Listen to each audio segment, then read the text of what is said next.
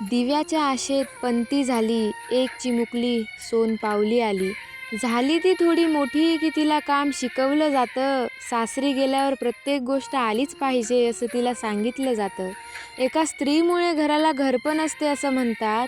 एका स्त्रीमुळे घराला घरपण असते असं म्हणतात. पण काही गोष्टीत तिला परकही करतात. बापाच्या घरी असल्यावर बापाचं घर, नवऱ्याच्या घरी असल्यावर नवऱ्याचं घर. बापाच्या घरी असल्यावर बापाचं घर, नवऱ्याच्या घरी असल्यावर नवऱ्याचं घर. कधी तिला विचारलं की कोणतं आहे तुझं घर?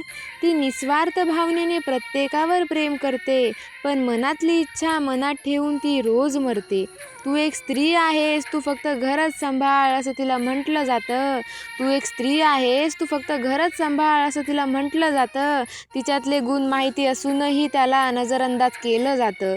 तू घराची इज्जत आहेस, तू हे नको करूस, तू ते नको करूस म्हणून तिला कोसलं जातं. तिला घरात एका नोकरानीसारखं पोसलं जातं.